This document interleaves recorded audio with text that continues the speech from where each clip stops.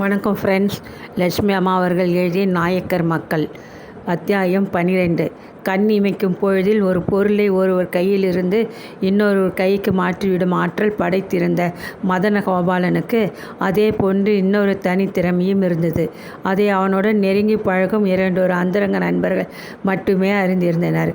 உற்சாகமாக மனத்தை விட்டு அவர்களுடன் வளவளாம்பொழுது அடிக்கடி அவன் இந்த மதன கோபாலன் மனது வைத்து விட்டால் அவன் இந்திரலோகத்து ரம்பையாக தான் இருக்கட்டுமே, 24 மணி நேரத்தில் கிருகிருவென்று இறங்கி வந்து என் காலடியில் விழ வைத்து விட மாட்டேனா என்று பெருமை பேசிக்கொள்வான்.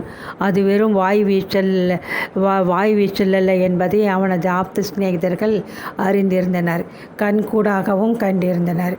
நாட்டிய ராணி சுகுணலதாவின் தரிசனம் கிடைப்பதே மிகவும் துர்லபம் என்பது அவளது அபிமானிகளுக்கு தெரியும்.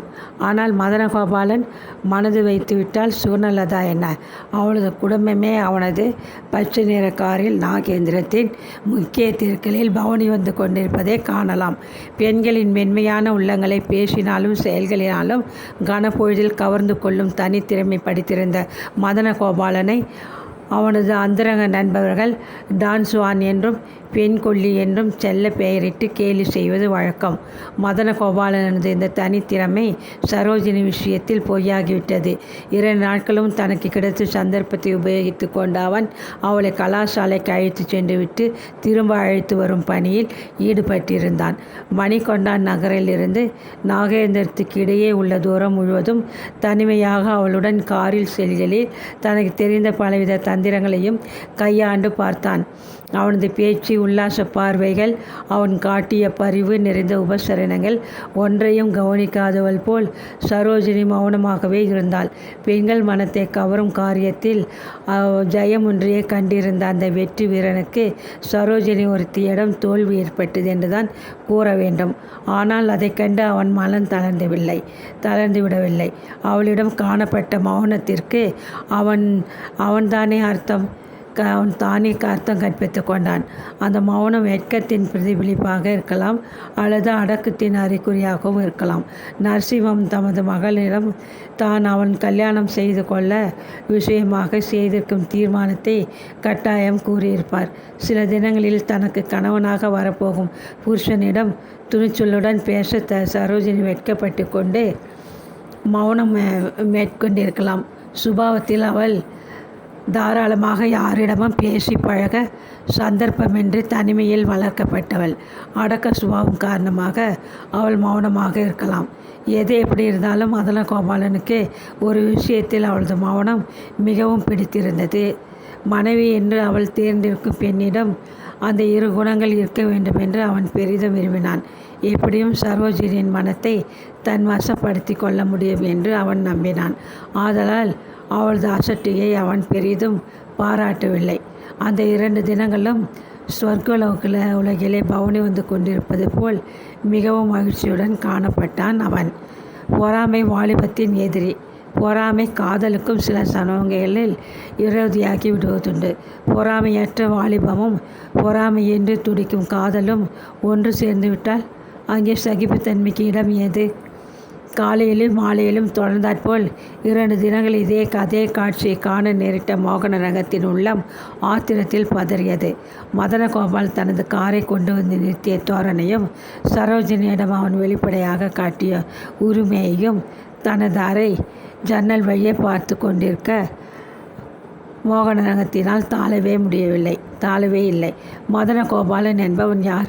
சரோஜினிக்கு இவன் எந்த விதத்தில் உறவினன் என்று தனக்குள்ளே எண்ணி மனம் புழுங்கிய அவன் அந்த 2 தினங்களையும் நரக உலகில் 2 தினங்களைப் போல் மிகவும் கஷ்டத்துடன் கழித்தான். அன்று மாலை பரிசோதனை அறையில் மாணவர்களுக்கு உதவி செய்து கொண்டு அறைக்குள் எங்கும் அங்கும் உலாவிக் கொண்டிருந்தான் மோகனரங்கம். பல்வேறு உணர்ச்சிகள் அலைப்பாய்ந்து கொண்டிருந்த உள்ளத்துடன் அவனால் தனது வேலையை திறமையுடன் கவனிக்க கூடவில்லை.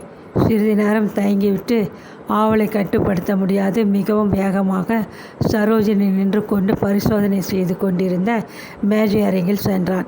அவளது நோட்டு புத்தகத்தை கையில் எடுத்துக்கொண்டு, விடை சரியாக இல்லை, கணக்கில் வேறு தவறு ஏற்பட்டிருக்கிறது, மீண்டும் மீண்டும் கவனித்து பார்ப்போம் என்ற சிவப்பு மையினால் எழுதி முடிப்பதற்குள் அவனது கரங்கள் நடுங்கின.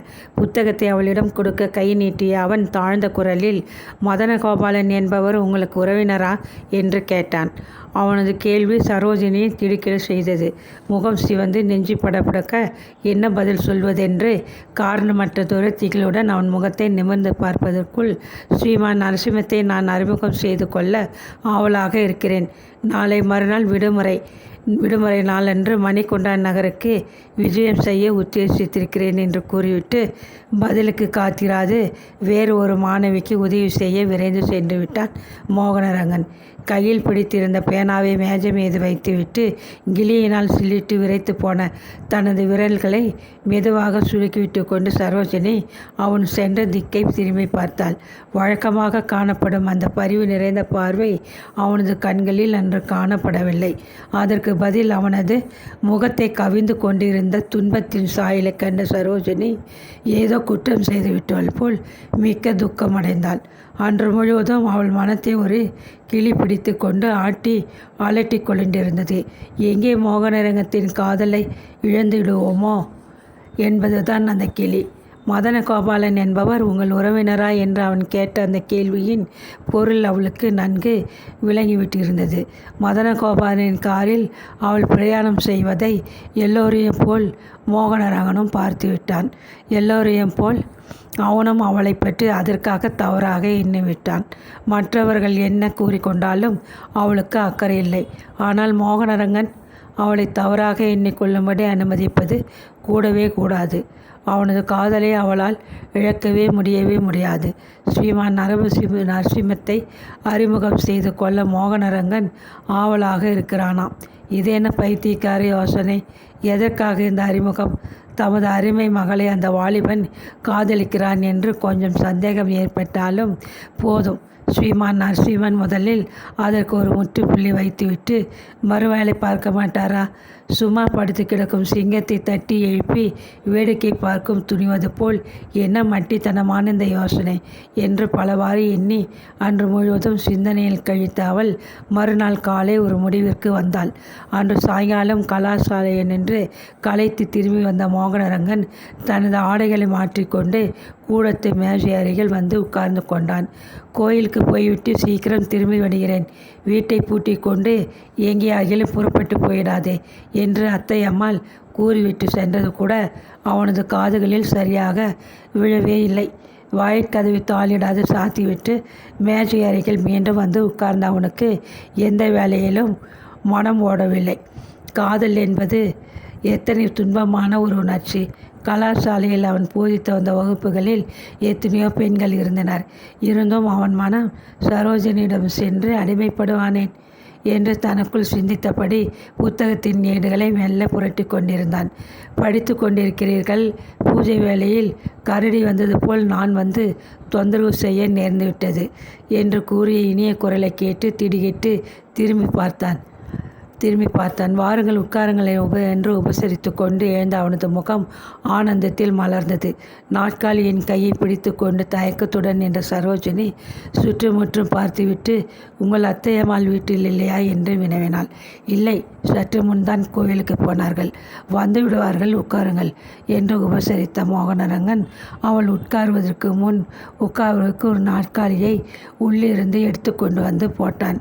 தயக்கத்துடன் அதில் உட்கார்ந்து கொண்ட சரோஜினி முகத்தில் அரும்பியிருந்த வியர்வையை துடைத்து கொண்டு தனது உணர்ச்சிகளை ஒருவாறு சமாளித்து கொண்டு, நீங்கள் நாளை மணிகொண்டா நகருக்கு வருவதாக சொன்னீர்கள் அல்லவா என்று தடுமாற்றத்துடன் கேட்டாள்.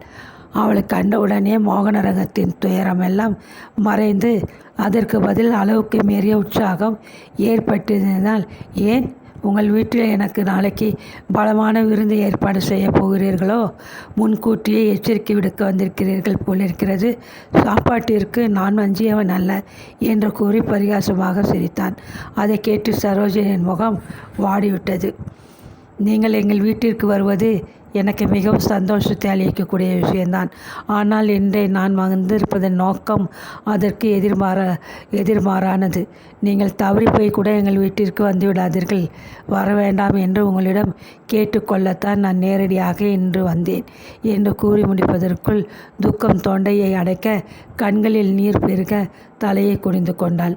தனது பரிகாசமான வார்த்தைகள் அவளுக்கு மிக்க துயரத்தை கொடுத்து விட்டன என்பதை உணர்ந்த மோகனரங்கன் திகைப்பும் பச்சதாபம் ஒருங்கே எய்தி சிறிது பொழுது வாய் தருவாமல் அவளையே பார்த்து கொண்டு உட்கார்ந்திருந்தான். பிறகு, மிஸ் சரோஜினி, உங்களை பற்றி அறிந்து கொள்ள ஆவலாக இருக்கும் எனக்கு ஏன் இந்த தடை உத்தரவு என்பதை நான் அறியலாமா என்ற மெல்லிய குரலில் வினவினான். ஏனென்றால் என் தந்தை ஒரு விசித்திரமான மனிதர்.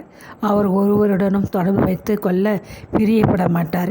இப்படி கூடமாக கூறினால் உங்களுக்கு புரியாதுதான். ஒரே வார்த்தையில் சொல்லிவிடுகிறேன். என்னை போன்று இவ்வுலகில் தனிமையாக அன்புற்று வளர்ந்த அனாதை போல ஒருவள் இல்லை. தாய் என்பவளின் முகத்தையே நான் பார்த்ததில்லை. தந்தை என்பவரின் அன்பையே நான் அறிந்தவள் அல்ல. என்னுடைய விசித்திரமான வாழ்க்கையில் என்று கூறி முடிக்காது முகத்தை மூடிக்கொண்டு விம்மி அழ ஆரம்பித்து விட்டாள் சரோஜினி. அவளது அழகிய விழிகளில் நின்று தெரித்து உதிர்ந்த கண்ணீர் திவலைகள் ஒவ்வொன்றும் ஒரு கூரிய வாள் போல் மோகனரங்கத்தின் உள்ளத்தை அறுத்து வேதனை செய்தன. நான் மிகவும் வருந்துகிறேன். இவ்வளவு தூரம் துயரம் உண்டாக்கக்கூடும் என்று எண்ணாமல் ஏதோ கேட்டுவிட்டேன். மன்னிக்கவும் என்று மிகவும் கனிவாக வேண்டிக் கொண்டான். மன்னிப்பதற்கு ஒன்றுமில்லை. நீங்கள் என்னை தவறாக எண்ணிக்கொண்டு விட்டீர்கள் என்பதை அறிந்ததிலிருந்து நான் அடைந்த மனவேதனையை விவரிக்கவே முடியாது. மதன கோபாலனுக்கும் எங்களுக்கும் எவ்வித உறவும் இல்லை. அவர் எனது தந்தைக்கு அவரது தொழில் சம்பந்தமான ஒரு நெருங்கிய நண்பர். அன்று எங்கள் கார் பழுதாகி இருந்ததனால் அவரது காரில் என் தந்தை உத்தரவுப்படி நான் வர நேர்ந்தது. அதை தவிர என்று கூற முடியாது. கண்ணீருடன் திணறினாள் அவள். மோகனரங்கத்தின் முகம் அவமானத்தினால் சிவந்தது. வீணாக தான் கொண்ட சந்தேகம் அவளுக்கு எவ்வளவு மனத்துயரை கொடுத்து விட்டது என எண்ணி மனம் புழுங்கியது அவன். மன்னித்து கொள்ள வேண்டும். அவர் யார் என்று கேட்க எனக்கு எவ்வித உரிமையும் கிடையாது என்பது உண்மை. எனினும் என்னால் பொறுத்திருக்க முடியவில்லை. சரோஜினி, நான் சொல்லப்போகும் விஷயம் உன் மனத்தை வேதனை செய்வதாக இருந்தால் அதற்காக என்னை மீண்டும் மன்னித்துவிடு. என்னால் இந்நிலையில் அதை வெளியில் சொல்லாது மனதிற்குள் அடக்கி வைத்து கொள்ள இயலவில்லை. நான் உன்னை என் உயிருக்கும் மேலாக நேசிக்கிறேன். அதனால்தான் அந்த மனிதனை கண்டு என் மனம் ஒருவித பொறாமை உணர்ச்சியில் ஆத்திரம் கொண்டது. என் மனத்தில் உன்பால் ஏற்பட்டிருக்கும் அன்பை உனக்கு எப்படி எடுத்து சொல்வதென்றே தெரியவில்லை என்று உணர்ச்சி வசத்தில் தடுமாறினான். குளுமையான தென்றல் மல்லிகை மலரின் மனத்தை அள்ளி கொண்டு வந்து சுகமாக வீசுவது போலவும், வானத்தில் நின்று தேவர்கள் பூமாறி பெய்வது போலவும், தொலைவிலிருந்து இனிய கீதம் காற்றில் இழைந்து வந்து காதில் மெல்ல பேசுவது போலவும், இன்னும் விவரிக்க இயலாத பலவித இன்பங்களை போல அந்த வார்த்தைகள் சரோஜினியை குதூகலிக்க செய்து ஆனந்த பரவசமடைய செய்தன. கண்ணீரால் நனைந்து சலித்துவிட்ட அழகிய இமைகள் ஆச்சரியத்துடன் அவனை நிமிர்ந்து பார்த்து புன்முறுவலித்தன. மந்திரத்திலே கட்டுண்ட மனிதன் போல தன்னுருவற்று நின்ற மோகனரங்கம் திடீரென்று நினைவு உலகில் வந்தவன் போல, சரோஜினி, நீ என்னை விற்கவில்லையோ என்று மெல்ல கேட்டான். இல்லை என்று தலையை ஆட்டிய சரோஜினி கண்ணீரை துடைத்து கொண்டு எழுந்திருந்தாள். வெறுப்பா? என்ன கேள்வி? நான் இதுவரை ஆனந்தம் என்பதை அறிந்ததில்லையே. அது என்ன என்பதை இப்பொழுதுதான் அறிந்தேன். உங்களை நேசிக்கும் எனக்கு ஆனந்தத்தை கொடுக்கவும் அதை காட்டிலும் நான் வேறு எதையும் விரும்பவில்லை. நீங்கள் என்னை தவறாக எண்ணாதீர்கள். எண்ணினால் அந்த துயரத்தை என்னால் சகிக்க முடியாது என்று கூறி அவளது கண்களில் மீண்டும் கண்ணீர் நிறைந்தது. சரோஜினி என்று அன்புடன் கூறிக்கொண்டு அவளை தேற்ற மோகனரங்கன் அருகில் வரும் முன், நான் வருகிறேன், நேரமாகிவிட்டது, அப்பா கோபிப்பார் என்று கூறி அவசரமாக விடை பெற்று கொண்ட சரோஜினி அன்பு நிறைந்த கண்களால் அவனை ஒருமுறை பார்த்துவிட்டு தயக்கத்துடன் வெளியேறி தங்கள் வீட்டு பழைய மாடல் மோட்டார் வண்டியில் ஏறி உட்கார்ந்து கொண்டாள். அவள் வாழ்க்கையிலே அதுவரை அனுபவித்திராத ஒரு தனி ஆனந்தத்தை அடைந்த மோகனரங்கன் வெகு நேரம் அந்த மோட்டார் சென்ற திசையையே பார்த்து கொண்டு நின்று கொண்டிருந்தான். அத்தியாயம் 13. கல்யாண சந்தையில் பாஸ்கரனுக்கு நல்ல மதிப்பு இருந்தது. அவனது அயல் நாட்டு பட்டத்திற்கும் அவன் வகித்து வந்த உயர்ந்த உத்தியோகத்திற்கும் மயங்கி பல பெரிய மனிதர்கள் அவனை தங்கள் மருமகனாக்கி கொள்ள முயன்று கொண்டிருந்தனர். அயல் நாட்டிலிருந்து திரும்பிய புதிதில் தனக்கு வந்த அவ்வளவு வரன்களையும் அவன் புறக்கணித்து விட்டான். அதை கண்டு அவனது தாயார் சிறிது மன வருத்தம் அடைந்தாள். கண்களை மூடும் முன் மகனுக்கு கல்யாணம் செய்து பார்க்க வேண்டும் என்று ஆசை கொண்டிருந்த அவளுக்கு மகன் நல்ல வரன்களை தட்டி கழித்து கொண்டு வந்தது பெரும் ஏமாற்றமாகத்தான் இருந்தது. ஆனால் பாஸ்கரன் தனக்கு மனைவி என்று வரப்போகும் பெண்ணிடம் அதிக அழகையோ அந்தஸ்தையோ செல்வத்தையோ எதிர்பார்க்கவே இல்லை. அன்பற்ற கணவனுக்கும் வறுமைக்கும் இடையே மிகவும் துன்புற்று மனமுடைந்து போயிருந்த தனது தாயை அவளது வயோதிக காலத்தில் மிகவும் சந்தோஷமாக வைத்து காப்பாற்ற வேண்டியது தனது முக்கிய கடமை என்று அவன் எண்ணிக்கொண்டிருந்தான்.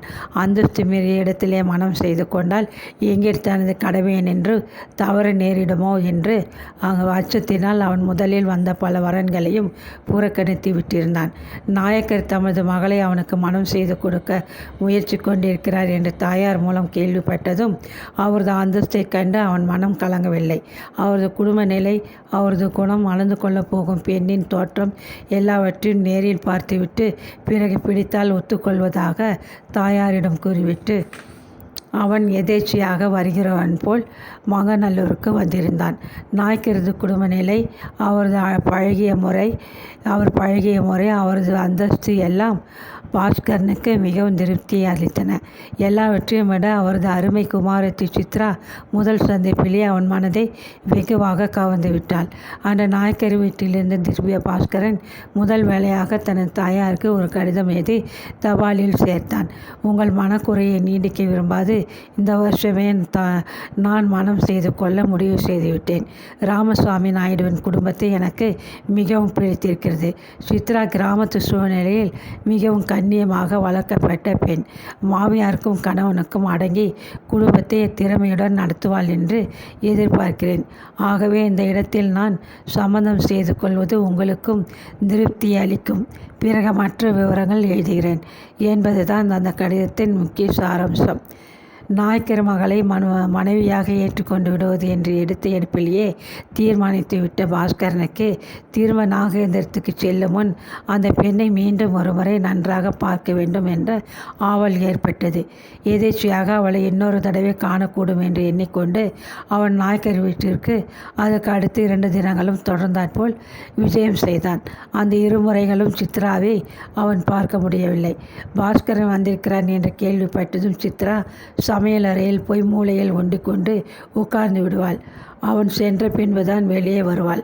தனது மன விருப்பத்தை வெளிப்படையாக சொல்லிக் கொள்ள விரும்பாத தவித்த பாஸ்கரன் ஒவ்வொரு முறையும் விடை பெற்று கொள்ளும்போது ஒரு சுற்றுமுற்றும் சஞ்சலத்துடன் கண்களால் ஆராய்ந்து விட்டு பிறகுதான் எழுந்து செல்வான். வீட்டிற்குள்ளே அவன் நுழைந்ததிலிருந்து எழுந்து செல்லும் வரை அவனது முகபாவத்தையே அவளுடன் கவனித்து கொண்டு துப்பறிய முயற்சி செய்து கொண்டிருந்த பாலசுந்தரத்திற்கு அவனது துடிப்பு சந்தேகத்தை மேலும் கிளறிவிட்டது. ரேவதியை தனியே கண்டு பேசத்தான் அவனது கண்கள் நிலையின்றி வட்டமிட்டு தவிக்கின்றன என்று தமக்குள்ளே தவறாக எண்ணிக்கொண்டு ஆத்திரத்தில் உழன்று கொண்டிருந்தார்.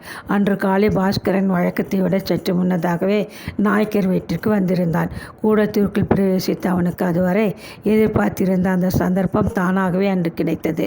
அரிசி குவியலில் கற்களை பொறுக்கிக் கொண்டு குனிந்தபடி தரை மீது உட்கார்ந்திருந்த சித்ரா காலடி ஓசையை கேட்டு நிமிர்ந்து பார்த்தாள். அப்பா, சித்தப்பா ஒருவரும் வீட்டில் இல்லையா என்று வினவிவிட்டு புன்முறுவலுடன் தன்னை ஏற இறங்க பார்த்து கொண்டு நின்ற அந்த வாலிபனை கண்டதும் அவள் திடுகிட்டு போனாள். பரபரப்புடன் கையை தட்டி கொண்டு எழுந்து நின்றவள் என்ன பதில் சொல்வதென்று விளங்காது திகைப்புடன் அவனை பார்த்து விழித்தாள். ஆற்றுக்கு போயிருக்கிறார்களா என்ற மெல்லிய குரலில் வினவிய பாஸ்கரன் தனது அந்த சிறு கேள்வி அந்த சிறுமியின் முகத்தை குங்குமமென சிவக்க அடித்து விட்டதை மகிழ்ச்சியுடன் பார்த்து கொண்டு நின்றான்.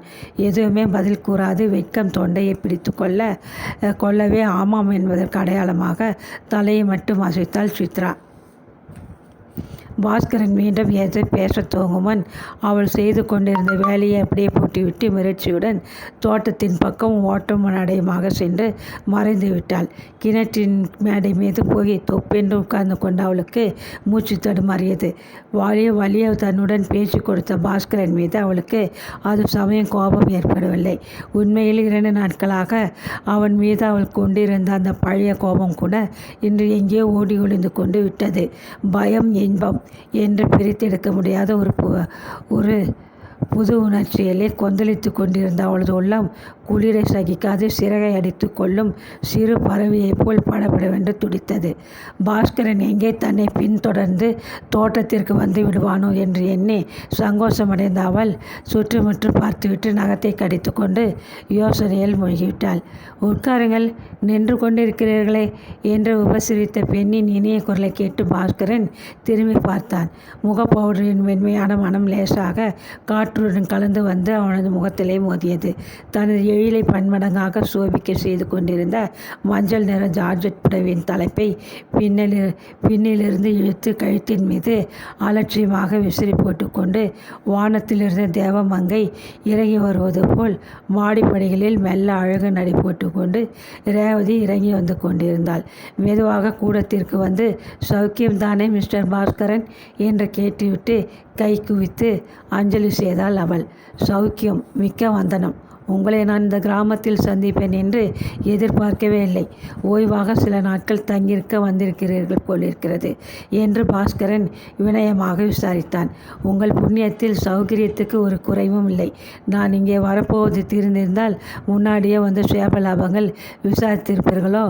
நீங்களும் என் போலவே இங்கு ஓய்வாக சில நாட்கள் தங்கி போக வந்திருக்கிறீர்கள் போலும் என்று குத்தலாக கேட்ட ரேவதி மை தீற்றிய வில்லை போல் வளைந்து நின்ற தனது அழகிய மெல்லிய புருவங்களை உயர்த்தி அவனை உல்லாசமாக பார்த்தாள். கல்வி, அழகு என்ற இரண்டையும் ஒருங்கே கொண்டிருக்கும் தனக்கு யாரும் நிகரில்லை என்ற செருக்குடன் துணிக்கும் அவளது கர்வம் நிறைந்த சொற்களும் பேசும் தோரணையும் பாஸ்கரனுக்கு மிகவும் பழக்கமானவையே. எனவே ஆகவே அதை பாராட்டாதவன் போல், உங்களை கண்டு சேப லாபங்கள் விசாரிக்க எனக்கு இதுவரை வாய்ப்பு ஏற்படவில்லை. அதற்காக வருந்துகிறேன், மன்னிக்கவும் என்றான்.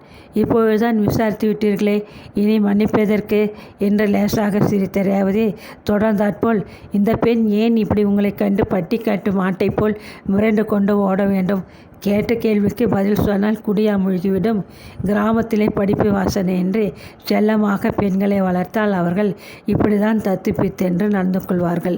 அன்று நீங்கள் எங்கள் சித்ராவை பற்றி என்ன நினைத்து கொண்டீர்களோ? எனக்கு அந்த சம்பவம் மனத்தை உறுத்தி கொண்டேதான் இருந்தது. சித்ரா நல்ல புத்திசாலி பெண்தான். சில சமயங்களில் மட்டும் எப்படி நடந்து கொள்கிறது என்று புரியாது தாறுமாறாக நடந்து கொண்டு விடுகிறாள். சரியான படிப்பும் நல்ல பண்பும் இல்லாததால் தான் ஏற்படும் விளைவு இது. தானாக காலப்போக்கில் சரியாகி விடுவாள் என்று நினைக்கிறேன். நல்ல வேளை அன்று மரத்திலிருந்து விழுந்த போது காலை உடித்து கொள்ளாமல் தப்பினாலே, அதுவரை அது பெரிய அதிர்ஷ்டம் என்றே கூற வேண்டும். முதலாக அவளை அந்த நிலையில் கண்டதும் நீங்கள் பெரிதும் அதிர்ச்சி அடைந்திருக்க வேண்டும் இல்லையா? அவளது குழந்தைத்தனமான அந்த செய்கைக்கு நான் பெரிதும் வருந்துகிறேன். நீங்கள் அவளை தவறாக எண்ணிக்கொள்ளக்கூடாது என்று மூச்சு விடாது பேசி முடித்தாள் ரேவதி. பாஸ்கரன் பதிலுக்கு புன்முறுவல் செய்தான். நீங்கள் வீணாக சிரமம் எடுத்துக்கொண்டு சித்ராவுக்காக இவ்வளவு தூரம் பரிந்து பேசியிருக்க வேண்டியதே இல்லை. நான் அவளை தவறாக எண்ணிக்கொள்ளவில்லை. உண்மையை சொல்ல போனால் எனக்கு அவளது துணிச்சலும் கபடமற்ற பேச்சும் மிகவும் ஆச்சரியத்தை கொடுத்தன. தாங்கள் நினைப்பது போல் நான் ஓய்வாக சில நாட்கள் இங்கே தங்கி போக இப்பொழுது வரவில்லை. உங்கள் மைத்துனர் குடும்பத்திற்கும் எங்கள் குடும்பத்திற்கும் இடையே விவாக விஷயமாக பேச்சுவார்த்தைகள் நடந்து கொண்டிருக்கின்றன. அதை பற்றி உங்களுக்கு ஒன்றும் தெரியாது என்று நினைக்கிறேன். விவாக சம்பந்தமாக நேரடியாக கலந்து ஆலோசித்து முடிவு செய்யவே நான் கிராமத்திற்கு வந்திருக்கிறேன் என்றான். பொறாமைத்தி ரேவதியின் உள்ளத்திலே ஜுவாலை விட்டு கொண்டு பற்றி எறிந்தது. தனது அழகிய விழிகளினால் அவனை எரித்து விடுகிறவ போல் ஊர்த்து பார்த்துவிட்டு, ஓ அப்படியா, சந்தோஷம். சில தினங்களில் எங்களுக்கு நீங்கள் மிக நெருங்கிய பந்துவாக போகிறீர்கள் என்று சொல்லுங்கள் மிஸ்டர் பாஸ்கரன். உமது அதிர்ஷ்டத்தை நான் மிகவும் பாராட்டுகிறேன்.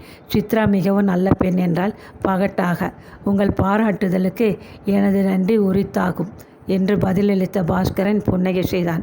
அத்துடன் தனது சம்பாஷணையை நிறுத்தி கொள்ள ரேவதிக்கு மனம் இருக்கவில்லை. சித்ராவுக்கு இவ்வளவு அதிர்ஷ்டமா என்று ஆத்திரத்திலே துடித்த அவள் பாஸ்கரன் மனம் நோக்கும்படி ஏதேனும் சொல்லி தனது ஏமாற்றத்தை தணித்து கொள்ள விரும்பினாள். ஆகவே அவள் பாஸ்கரன் பக்கம் திரும்பி, ஆனால் உங்கள் முடிவு எனக்கு கொஞ்சம் வியப்பை தருகிறது. கலாசாலை படிப்பு, நாகரிகம் இவைகளை பெண்களிடம் அதிகமாக பார்த்து உங்கள் மனம் மிகவும் சலித்து போயிருக்க வேண்டும். ஒரு மாறுதலாக இருக்கட்டும் என்று நாகரிகம், படிப்பு மற்ற நல்ல கிராமத்து பெண்ணாக பார்த்து மனம் செய்து கொள்ள முன் வந்திருக்கிறீர்கள். புருஷர்களுடைய மனம் மிகவும் விசித்திரமானது. எங்களை போன்ற பெண்களால் அதை எளிதில் புரிந்து கொள்ள முடிவதில்லை என்று கூறிவிட்டு லேசாக சிரித்தாள். அவளது மொழிகளில் கலந்து நின்ற விஷமத்தையும் கொடுமையையும் பாஸ்கரனால் புரிந்து கொள்ள முடிந்தது. தன்னுள் எழுந்த சினத்தை வெளியே காட்டி கொள்ளாமல், என்னை பொறுத்தவரை உங்களது மனோதத்துவ ஆராய்ச்சி மிகவும் சரியானதுதான் என்று பரிகாசமாக கூறிவிட்டு சிரித்தான். நீங்கள் மிகவும் கெட்டிக்காரர். உங்களுடன் தகிர்த்து பேசுவதற்கு எனக்கு திறமையில்லை என்று கூறிவிட்டு என்று பெருமிச்சிருந்த ரேவதி முடிவில், உட்காருங்கள், நிற்கிறீர்களே, எனது கணவரும் மைத்துனரும் வரும் நேரமாகிவிட்டது என்று உபசரித்துவிட்டு மாடிகாலுக்கு திரும்ப சென்று விட்டாள். நாயக்கர் வழியில் தமது நண்பர் டாக்டர் வீட்டில் ஒரு காரியமாக தங்கிவிடவே பாலசுந்தரம் மட்டும் தனியே வீட்டிற்கு திரும்பி வந்தார். உள்ள நுழையும் முன் சிறிது நேர தூரத்திலிருந்தே தமது மனைவியும் பாஸ்கரனும் மிகவும் சுவாரஸ்யமாக சம்பாஷித்துக் கொண்டிருந்ததை கண்டார். அதை கண்டு அவரது மனம் எரிமலை போல் சினத்திலே கொந்தளித்து குமரியது. ஆனால் அவர் சிரமத்துடன் தமது உணர்ச்சிகளை கட்டுப்படுத்தி கொண்டு வேண்டுமென்றே வாயிலில் சிறிது நேரம் தாமதித்து நின்றார். தமது வருகையை அறியாத அவர்கள் இருவரும் சுவாரஸ்யமாக சம்பாஷித்துக் கொண்டிருக்கையில் திடீரென்று பிரவேசம் செய்து அவர்களை கையும் களமாக பிடிக்க வேண்டும் என்று துப்பறிந்து கொண்டிருந்த அவர் சிறிது நேரம் கழித்து மெல்ல அடி வைத்து உள்ளே வந்தார். பாஸ்கரன் மட்டும் கூடத்தில் கிடந்த பெஞ்சின் மீது சிந்தனையுடன் தனியே உட்கார்ந்திருந்ததை காண அவருக்கு பெரும் ஏமாற்றமாக இருந்தது. வெகு நேரமாக காத்திருக்கிறீர்களா? ஏது என்று வெகு காலையிலே புறப்பட்டு வந்துவிட்டீர்கள் என்று ஒன்றுமே அறியாதவர் போல் வஞ்சகமாக விசாரித்தார் பாலசுந்தரம். சிறிது முன்புதான் வந்தேன். நாளை இரவு வண்டிக்கு நான் ஊருக்கு போவதனால் உங்களையெல்லாம் நேரில் கண்டு விடை பெற்று கொண்டு போக வந்தேன் என்றான் பாஸ்கரன். அடடா, அப்படியா சமாச்சாரம்? நான் இன்று இரவு வண்டிக்கு ஊருக்கு புறப்படுகிறேன். நீங்கள் என்னிடம் விடை பெற்றுக் கொள்ளும் முன் உங்களிடம் நான் விடை பெற்றுக் கொள்கிறேன். ரேவதிக்கு நான் அவளை இங்கே தனியே விட்டு செல்வதை பற்றி கொஞ்சம் மன வருத்தம்தான். ஆனாலும் நான் என் பிரயாணத்தை நிறுத்த முடியாது. என் கம்பெனி காரியமாக நான் கட்டாயம் நாளை காலையில் நாகேந்திரத்தில் இருந்தாக வேண்டும் என்று கூறிவிட்டு பாலசுந்தரம் ஆவலுடன் அவன் முகத்தை ஊடுருவி ஆராய்ந்து பார்த்தார். அப்படியா? நீங்கள் திரும்பி வருவதற்கு 4 நாட்களாவது செல்லும் அல்லவா என்று கேட்ட பாஸ்கரனின் குரலில் அதிகமானதொரு ஆவல் துணிப்பது போன்று அவருக்கு பட்டது. ஊருக்கு தொலைந்துவிட்டால் நிம்மதியாக ரேவதியை அடிக்கடி தனிமையில் சந்திக்கலாம் என்று தானே ஆவலுடன் விசாரிக்கிறான். இருக்கட்டும், இவனது ஆவலில் மண்ணை அள்ளி போட்டு விடுகிறேன் என்று தமக்குள்ளே கோபத்துடன் எண்ணி பல்லை கடித்து கொண்ட அவர், இருங்கள், சிறிது பொழுதில் வருகிறேன் என்று கூறிவிட்டு மாடிக்கு விரைந்து சென்றார். பெட்டியை திறந்து ஏதோ ஆராய்ந்து கொண்டிருந்த மனைவியை கண்டதும் பாலசுந்தரம், இங்கே என்ன செய்து கொண்டிருக்கிறாய்? அந்த பையன் பாஸ்கரன் கீழே கவனிப்பாரற்று உட்கார்ந்திருக்கிறான். அம்மாவையும் கீழே காணோம், சித்ராவையும் காணவில்லை. நீயாவது அவனுக்கு கொஞ்சம் காஃபி பலகாரம் கொடுத்து உபசரிக்க கூடாதா? முன்பின் தெரியாத வேற்று மனிதன் அல்லவே. உன்னுடன் கூட படித்தவனாயிற்றே. மரியாதையற்றவர்கள் என்று நம்மை பற்றி தவறாக நினைத்து கொள்ள மாட்டானா என்று கூறிவிட்டு ஓரக்கண்ணால் மனைவியின் முகத்தை ஆவலுடன் பார்த்தார். நீங்கள் எல்லோரும் சீக்கிரம் வந்து விடுவீர்கள் என்று காத்திருக்கும்படி சொல்லிவிட்டு தான் வந்தேன். மேலும் உபசரணைகள் செய்து வேண்டுமென்று எனக்கு யோசனை தோன்றவில்லை. அது கிடக்கட்டும், 4 தினங்கள் தானே நாகேந்திரத்தில் இருப்பீர்கள். அதிகமான ஆடைகள் எதற்கு? உங்கள் பெட்டியை தட்டி கொட்டி ஒழுங்குபடுத்துவதற்கு ஒரு நாள் பொழுது முழுவதும் தீர்ந்துவிடும் போலிருக்கிறதே என்று பரிகாசமாக கூறிவிட்டு சிரித்தாள் ரேவதி. பாலசுந்தரம் உதட்டை அழுத்தி பற்களால் கடித்து கொண்டார். எனது பிரயாணத்தை பற்றி நான் வேறு விதமான ஒரு முடிவுக்கு வந்திருக்கிறேன். இந்த கிராம வாழ்க்கை போதும் என்று எனக்கு சலித்துவிட்டது. நாம் இருவரும் இன்று இரவு கிளம்பி போனால் என்ன என்று யோசிக்கிறேன். ஆகவே நீயும் கூட புறப்பட தயார் செய்து கொள் என்றார். ரேவதி பேட்டியின் முடியை படார் என்று கோபத்துடன் அடித்துவிட்டு அவரை முறைத்து பார்த்தாள். உங்களுக்கு பிசாசு ஏதாவது பிடித்து கொண்டிருக்கிறதா என்ன? ஏன் இப்படி நிமிஷத்திற்கு நிமிஷம் முரணாக பேசுகிறீர்கள்? அன்று அப்படிதான் திடீரென்று நாகேந்திரத்திற்கு புறப்பட என்று உத்தரவிட்டீர்கள். உடனே கிளம்பினேன். 10 நாட்களுக்கு நீங்கள் மட்டும் தனியே என்னை விட்டு போவதாக சொன்னீர்கள். சரி என்று ஒத்துக்கொண்டேன்.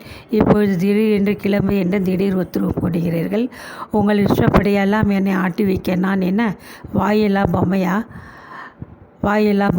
என்று நான் உங்களுடன் ஊருக்கு புறப்படவும் முடியாது. நீங்கள் மட்டும் தனியே போகப் போவதாக உங்கள் தாயாரிடம் சொல்லியிருக்கிறேன் என்றால் ஆத்திரமாக. பிடிவாதமாக தம்முடன் ஊருக்கு புறப்பட ரேவதி மறுத்ததைக் கண்ட பாலசுந்தரம் வெகுண்டெழுந்தார். பிறகு உன்னை யார் வந்து திரும்ப கூட்டி கொண்டு போகிறது? நாகேந்திரத்தில் எனக்கு அதிக நாட்கள் தங்க நேரிடும் போல் இருப்பதனால் நீ இப்பொழுதே புறப்படுவதுதான் நலம் என்று கோபத்துடன் உருமினார். இதே யோசனை நேற்று வரை உங்களுக்கு ஏன் தோன்றவில்லை? திடீரென்று இன்று காலை மட்டும் தோன்றுவானேன்? நான் இன்று இங்கிருந்து கிளம்பப் போவதில்லை. நீங்கள் வேண்டுமானால் உங்கள் பிரயாணத்தை தள்ளி போடுங்கள் என்று அழுகையும் ஆத்திரமும் பொங்க சீறினாள் ரேவதி. எனது பிரயாணத்தை எப்படி தள்ளி போடுவேன்? நான் போகாவிட்டால் லட்சக்கணக்கில் பணம் தொலைந்துவிடும் என்று பல்லை கடித்து கொண்டு கத்தினார் பாலசுந்தரம் கோபத்துடன். இந்தாருங்கள், இப்படி நீங்கள் இறைந்து கத்தி ரகளை செய்ய வேண்டியதில்லை. ஒரு சண்டைக்கு தயாராக நீங்கள் இங்கே வந்திருப்பதாக இருந்தால் நான் கீழே போய்விடுகிறேன். உங்களுக்கு தான் வெட்கமில்லை என்றால் எனக்கும் இல்லாமல் போகவில்லை. உங்கள் தாயாருக்கும் மற்றும் கீழே வந்து உட்கார்ந்திருக்கும் அந்த விருந்தாளிக்கும் நமது இல்லற ஒற்றுமை தெரிய வேண்டியதில்லை என்று பானம் தொடுத்த ரேவதி மேலே எதுவும் பேசாது வெறென்று வெளியேறினாள்.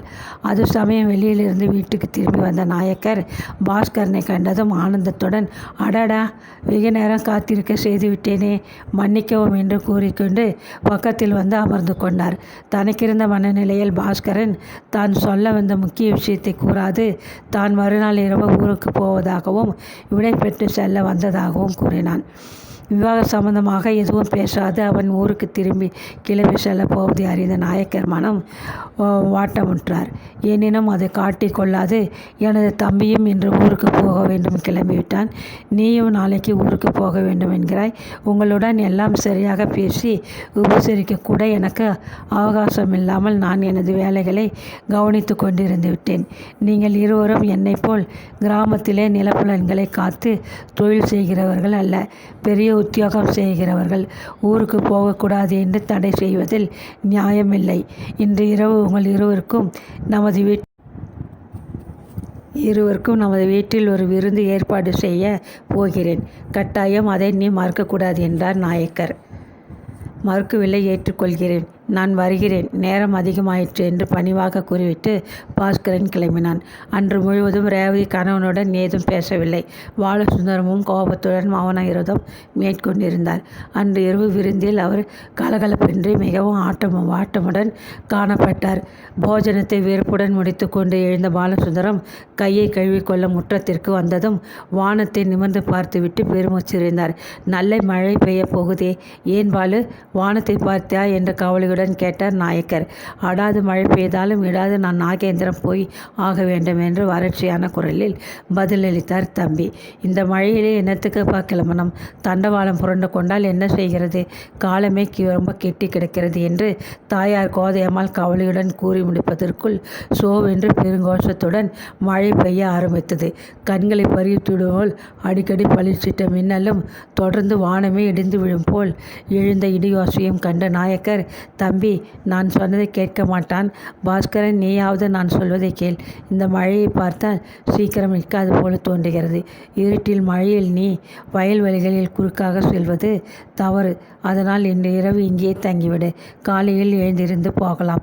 வாயில் பக்கம் இருக்கும் அறையில் படுப்பதற்கு வசதி செய்து கொடுக்கிறேன் என்றார். சிறிது தயங்கிவிட்டு பாஸ்கரன், சரி, உங்கள் இஷ்டப்படியே செய்கிறேன் என்றான். அதை கேட்ட பாலசுந்தரத்தின் தலை சுற்றியது. தமக்கு எதிராக வேண்டுமென்றே சதி செய்த இயற்கையை அவர் மனமாற சபித்தார். ரேவதியும் பாஸ்கரனும் ஒரே வீட்டில் தங்கியிருக்க சந்தர்ப்பம் ஏற்பட்டால் அதற்கு மேல் அவரால் பொறுக்கவே முடியவில்லை.